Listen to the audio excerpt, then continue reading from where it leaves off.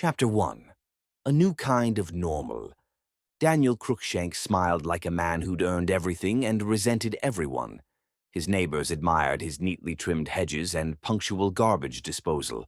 His co-workers thought him harmless, if a bit dull. His wife knew better. She'd learned early on that Daniel's politeness was skin deep, like a laminate over rotting wood. He was the kind of man who held lifelong grudges over casual interruptions. He keyed luxury cars parked too confidently. He tampered with lunch containers left in communal fridges. Once, when his favorite bread doubled in price, he crushed every loaf on the shelf with slow, deliberate malice. Despite the venom bubbling in his soul, Daniel considered himself brilliant, a visionary, a misunderstood man tethered to mediocrity by bad timing and worse people. His true cathedral wasn't a church, it was his garage.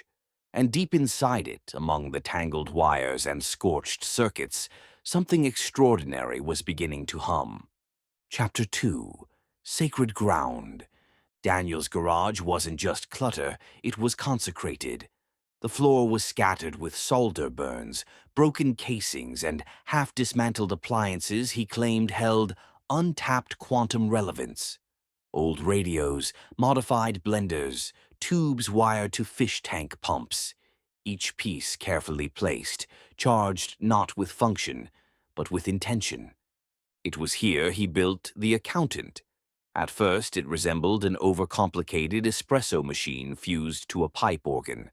Later, it became the size of an industrial-strength washing machine.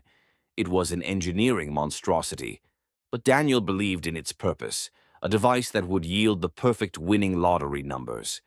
Not statistically likely, guaranteed. He worked like a man possessed. Diagrams stretched wall to wall in chaotic elegance. He muttered to himself in sequences of numbers and curses. Sleep became optional. Marlene wisely stopped asking. Failures mounted. One machine launched paperclips across the room when agitated. Another hummed Morse code, insults to the neighbor's dog. But Daniel never lost faith, until one day a low hum, a pulse. The lights blinked, the machine shivered, and for a breathless moment glowing digits hovered in midair. Daniel Crookshank gazed upward, trembling. The accountant had spoken. Chapter 3. The Spark. Daniel didn't sleep that night. He paced his garage like a general in a war room, eyes darting between blinking diodes and curling wires. The machine glowed faintly, like it was alive, or waiting. He flicked the master switch. A tremor ran through the floor. Then, like fireflies drawn to vengeance, 6 glowing numbers materialized in the air. They hovered, slow and elegant, bathing the room in soft golden light. Daniel gasped. He scribbled the digits on a clipboard, breath caught in his throat. 6, 12, 33, 45, 18, 22. They felt right, mythic, world-altering. He clutched the clipboard to his chest like a sacred text. Outside, the world ticked along in boring arithmetic. Inside, Daniel Crookshank had just rewritten probability. Wealth wasn't coming. It was already his. Tomorrow, he'd erase his obligations, quit his job, cut ties, divorce clean. The machine had spoken, and now the universe owed him tribute. Daniel laughed in the flickering light. It sounded like victory. Chapter 4. Burning Bridges.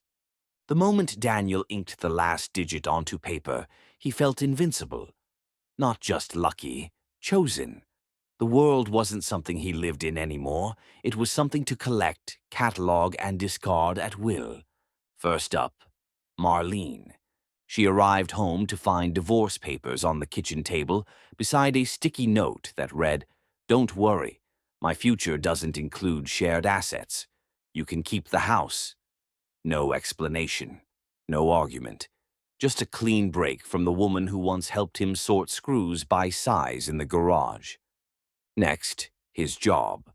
Daniel strutted into Bravo Tech with espresso and spite in equal measure. He delivered his resignation in the form of a mass email titled, "How to Leave a Ship Without Explaining the Iceberg." Before walking out, he dropped a corrupted USB into the mainframe, a parting gift. Printers went rogue.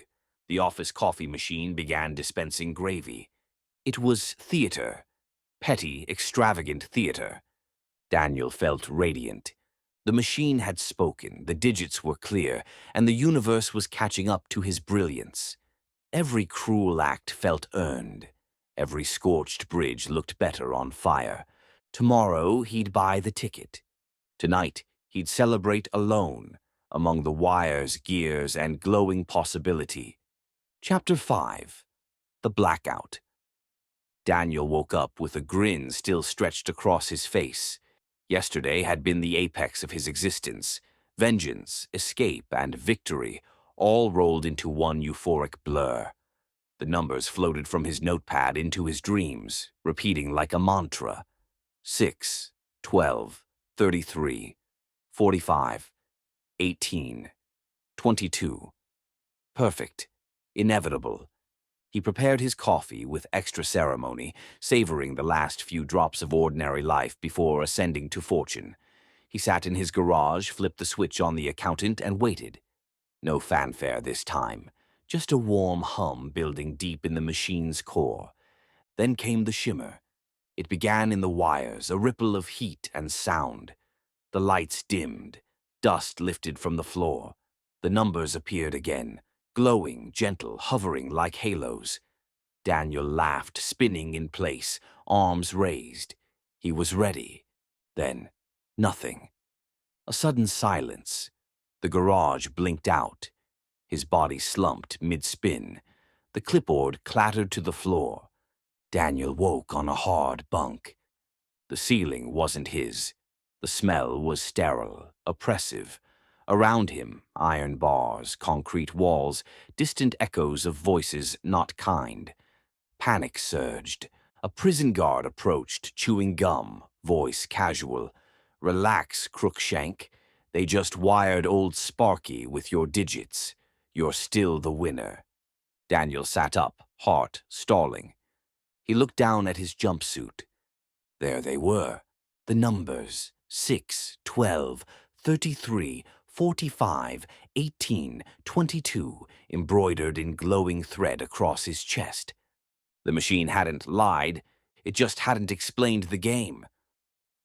Chapter 6. The Prison Awakening. The mattress was thin, the air stale. Daniel Crookshank sat upright, muscles aching, staring at the steel bars enclosing him. No hospital, no lottery office, just a jail cell lit by a flickering bulb and echoing with distant shouts. Reality hit like a cold current. He stood and staggered to the mirror above the sink. That's when he saw them. The numbers. His numbers.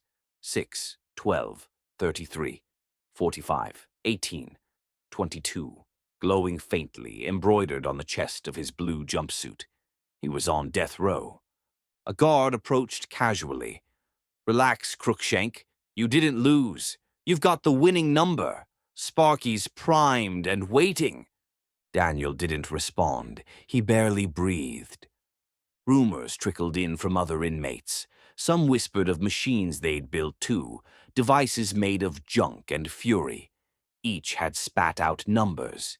Each had led to cells like his. Daniel began to wonder. Had he truly built the accountant? Or had he tapped into something older, something darker? As he lay back down, staring at the ceiling, one thought pulsed behind his eyes. Maybe this wasn't punishment. Maybe it was precision. Chapter 7. The Guard's Greeting. Daniel heard the buzz before the footsteps. A slow, heavy rhythm echoed down the cell block corridor, followed by the rubbery slap of boots and the jangle of keys. Then he saw him, Boss Guard Kellerman. Thick-shouldered, sunburned, and chewing gum like it owed him money. "Morning, Crookshank," Kellerman said through the bars, eyes lingering on the digits stitched into Daniel's uniform. Voltage came in clean. Your numbers hot off the grid. Old Sparky's singing. Daniel didn't answer. He just stared at the numbers. 6, 12, 33, 45, 18, 22. They glowed faintly now, pulsing like a heartbeat. No one explained why. No one needed to. Kellerman leaned in, his smirk curling. We upgraded Sparky last month. No more dumb luck. Everything's precision-tailored now. You don't just get a random jolt. You get the one that fits. A personalized flash, like bespoke justice. Daniel swallowed hard. They say your jury scored you high on the spite index, the guard added, tapping a tablet. Not enough to burn the world, but plenty to light yourself up. Most guys get some kind of reasonable doubt. You're a full-voltage masterpiece. A long pause.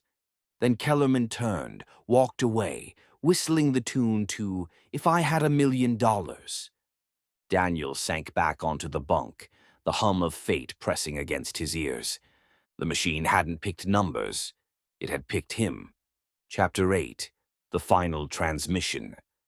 Daniel Crookshank was wheeled into the execution chamber, his jumpsuit glowing faintly with the numbers that once promised fortune. 6, 12, 33, 45, 18, 22. No crowd, no reporters, just the dull hum of old Sparky, freshly upgraded, calibrated for precision justice. As the straps tightened, Daniel didn't resist. He barely blinked. Somewhere inside him, the fight had burned out. But something else had awakened. The digits on his chest pulsed like a signal, waiting for acknowledgement. The technician read the numbers aloud. A switch was thrown. Voltage surged. The lights dimmed. And then Daniel was gone. Not burnt, not blackened, just vanished. In quiet towns and forgotten garages across the world, machines buzzed to life. Equations appeared in reflections. Blueprints mapped themselves in dreams. Others, like Daniel, petty, brilliant, bitter, felt something awaken. The accountant wasn't finished. It had only recalibrated. And the winning numbers kept coming. The end.